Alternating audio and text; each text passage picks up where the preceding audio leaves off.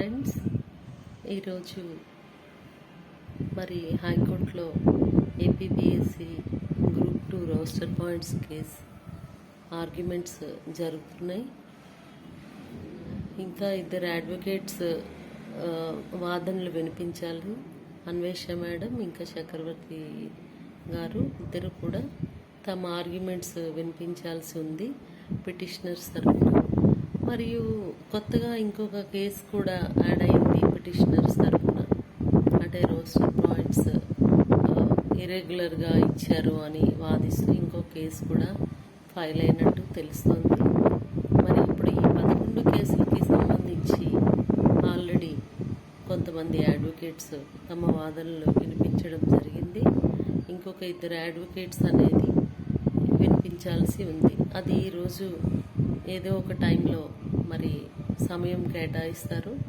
తర్వాత ఏపీపీఎస్సి తరపున legal counsel లేదా జిఏడి తరపున advocate general or his representative ఎవరో ఒకరు మరి వాదనలు తమ కౌంటర్ ఆర్గ్యుమెంట్స్ కూడా తర్వాత ఈ ఆర్గ్యుమెంట్స్ ముగిశాక వినిపిస్తారు.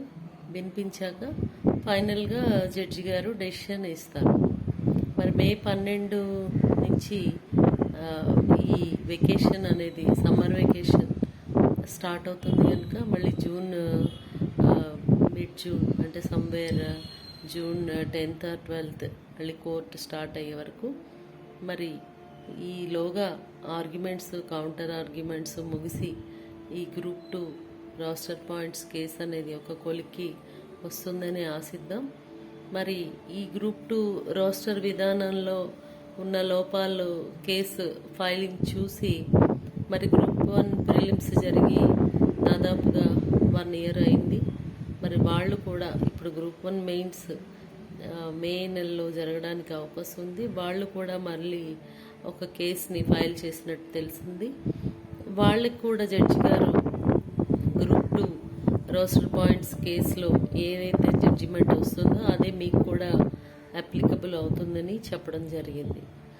సో ఈ పాయింట్స్ అన్నీ చూస్తే ఈ గ్రూప్ 2 రోస్టర్ పాయింట్స్ కేసు అనేది త్వరలోనే ఒక ముగింపుకి వచ్చే అవకాశం ఉందని తెలుస్తుంది.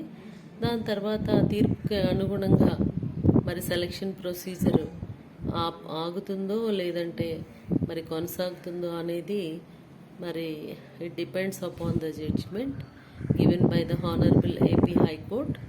అండ్ నెక్స్ట్ ఇప్పుడు గ్రూప్ 1 మళ్ళీ ఇంకొక నోటిఫికేషన్ రావడానికి కూడా అవకాశం ఉందని తెలుస్తుంది. అదేవిధంగా గౌరవ హోంమంత్రి గారు అసెంబ్లీలో చెప్పిన విధంగా పోలీస్ కానిస్టేబుల్స్ మరియు చిరకాలంగా పెండింగ్లో ఉన్న SI sub inspector of police notifications కూడా త్వరలోనే రావడానికి అవకాశం ఉంది.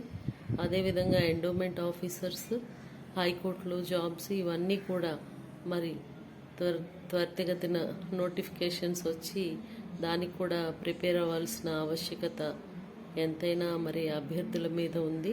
చదివేది ఇంచుమించుగా అదే సిలబస్ కాబట్టి ఈ జనరల్ స్టడీస్, ఈ కరెంట్ అఫైర్స్, ఈ polity, economy and more for endowment officers అంటే టెంపుల్స్ హిస్టరీ ఒకటి బాగా చూసుకోవాల్సి ఉంటుంది.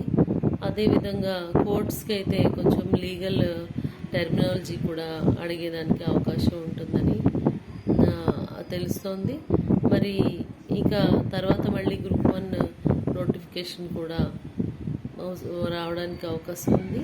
ఈ గ్రూప్ 2 మొత్తం ప్రక్రియ పూర్తయ్యాక మళ్ళీ 29లోగా అంటే నెక్స్ట్ ఎలక్షన్స్ బిఫోర్ ఒక నోటిఫికేషన్ అంటే సమ్వేర్ 28 ఎండింగ్లో కానీ మిడ్లో కానీ ఇంకో నోటిఫికేషన్ గ్రూప్ 2కి వస్తుంది. మరి ఇప్పుడు తెలుస్తున్న విషయం ఏంటంటే రిఫార్మ్స్ కమిటీ అనేది ఒకటి ఫామ్ అయిందని ఏపీపీఎస్సి వాళ్ళు రిఫార్మ్స్ కమిటీ ఫామ్ చేసి దానిలో ఈ గ్రూప్ 2 ఎగ్జామ్స్లో ఉన్న ఎగ్జిక్యూటివ్ పోస్ట్స్ అన్నీ కూడా గ్రూప్ 1B అని నోటిఫికేషన్ ఇస్తున్నారు. అలా ఇస్తున్నట్టుగా ప్రణాళికలు రచిస్తున్నారు. దీనిలో ప్రిలిమ్స్ అనేవి ఆబ్జెక్టివ్ టైప్లోను, మెయిన్స్ అనేవి డిస్క్రిప్టివ్ టైంలో ఉండబోతున్నాయి. మళ్ళీ గత విధానంలోకే గ్రూప్ 2 వెళ్తుంది. ఎందుకంటే గ్రూప్ 2 ఎగ్జిక్యూటివ్ పోస్టులు అనేవి ఒకప్పుడు కేవలం ఒక స్పెసిఫిక్గా కొన్ని తీసి వాటికి ప్రిలిమ్స్ ఆబ్జెక్టివ్లోను అండ్ మెయిన్స్ డిస్క్రిప్టివ్లోను తర్వాత ఇంటర్వ్యూ కూడా ఉండేది. మేమందరం కూడా ఆ విధానంలో పరీక్షలో మరి అటెండ్ అవ్వడం జరిగింది, గ్రూప్ 2 కానీ గ్రూప్ 1 కానీ. మరి ఇప్పుడు మళ్ళీ అదే జరగబోతోంది. కాకపోతే గ్రూప్ 2లో ఉన్న ఎగ్జిక్యూటివ్ కేటగిరీ పోస్టులన్నిటినీ గ్రూప్ 1 బి క్యాడర్లో మెర్జ్ చేయడానికి ఆలోచన చేస్తున్నట్టుగా ఏపీపీఎస్సి వర్గాల వారి ద్వారా తెలుస్తోంది.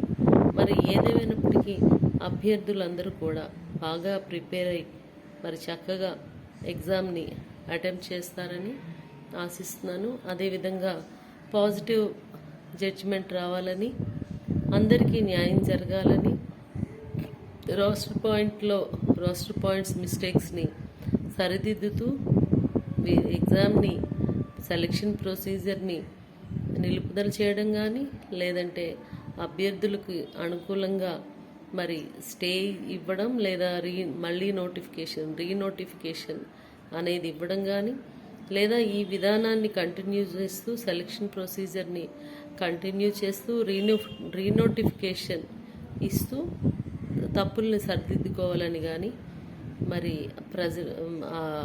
యాస్పిరెంట్స్ అందరూ ఆశిస్తున్నారు. గ్రూప్ 2 యాస్పిరెంట్స్ ఏదో ఒక విధంగా మరి ఈ రిజర్వేషన్ కేటగిరీల్లో అభ్యర్థులందరికీ కూడాను న్యాయం జరగాల్సిందని మరి అందరూ ఆశిస్తున్నాం. So let us wait and see what will happen.